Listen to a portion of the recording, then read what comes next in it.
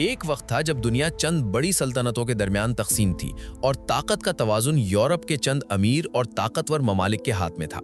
لیکن 1914 میں ایک ایسا واقعہ پیش آیا جس نے پوری دنیا کو بدل کر رکھ دیا اور تاریخ کا رخ ہمیشہ کے لیے تبدیل کر دیا۔ یہ واقعہ تھا پہلی عالمی جنگ یعنی ورلڈ وار 1۔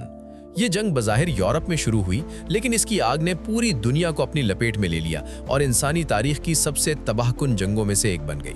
اس وقت دنیا میں بڑی بڑی ایمپائرز موجود تھیں، جیسے Austro Hungarian empire, Ottoman empire, German empire اور رشین ایمپائر، جو صدیوں سے طاقت کا مرکز بنی ہوئی تھی۔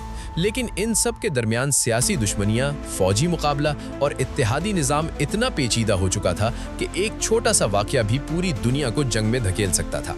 یہی وہ وقت تھا جب آسٹریا کے ولی عہد کا قتل ہوا، اور یہ واقعہ ایک چنگاری ثابت ہوا جس نے پورے یورپ کو آگ میں جھونک دیا۔ جلد ہی مختلف ممالک دو بڑے گروہوں میں تقسیم ہو گئے اور جنگ شروع ہو گئی۔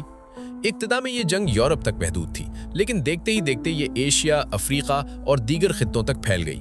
لاکھوں فوجی میدان جنگ میں اتر آئے اور جدید ہتھیاروں جیسے مشین گنز، ٹینک، توپیں اور زہریلی گیس کا استعمال کیا جانے لگا، جس نے جنگ کو پہلے سے کہیں زیادہ خوفناک اور تباہ کن بنا دیا۔ خندقوں کی جنگ نے سپاہیوں کی زندگی کو جہنم بنا دیا تھا، جہاں وہ مہینوں تک گندے پانی اور کیچڑ میں بیٹھے رہتے تھے۔ جیسے جیسے جنگ آگے بڑھتی گئی، ویسے ویسے پرانی سلطنتیں کمزور ہونے لگیں اور دنیا کا نقشہ بدلنا شروع ہو گیا۔ آسٹرو ہنگیرین ایمپائر اندرونی بغاوتوں اور جنگی شکست کے بعد ٹوٹ کر بکھر گئی۔ آٹومن ایمپائر جو صدیوں سے مشرق وسطیٰ پر حکمرانی کر رہی تھی، وہ بھی اس جنگ کے بعد کمزور ہو گئی اور بالآخر اس کا خاتمہ ہو گیا۔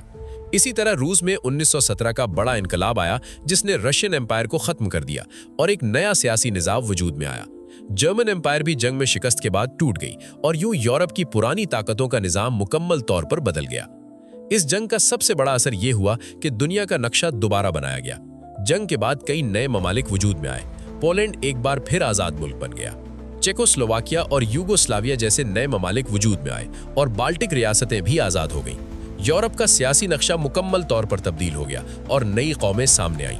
مشرق وسطیٰ میں بھی بڑی تبدیلیاں آئیں، کیونکہ آٹومن ایمپائر کے خاتمے کے بعد برطانیہ اور فرانس نے اس خطے کو اپنے مفادات کے مطابق تقسیم کیا اور آج کے جدید ممالک جیسے عراق، شام، لبنان اور فلسطین کی موجودہ سرحدیں اسی دور میں بنی تھیں۔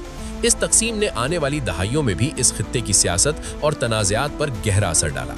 1919 میں ایک بڑا امن معاہدہ ہوا جسے ٹریٹی آف ورسائی کہا جاتا ہے، جس نے پہلی عالمی جنگ کو باضابطہ طور پر ختم کیا۔ لیکن یہ معاہدہ اپنے اندر کئی سخت شرائط رکھتا تھا، خاص طور پر جرمنی کے لیے۔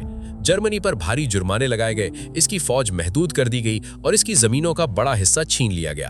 یہ فیصلے بعد میں دنیا کی تاریخ پر بہت گہرا اثر ڈالنے والے ثابت ہوئے اور آنے والے وقت میں ایک اور بڑی جنگ کی بنیاد بنے۔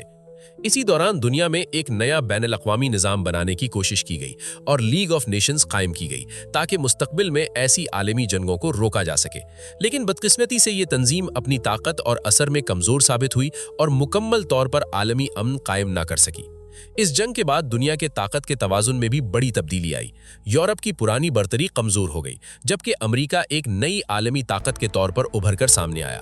اب دنیا آہستہ آہستہ ایک نئے دور میں داخل ہو رہی تھی، جہاں طاقت صرف یورپ تک محدود نہیں رہی تھی بلکہ عالمی سطح پر تقسیم ہو رہی تھی۔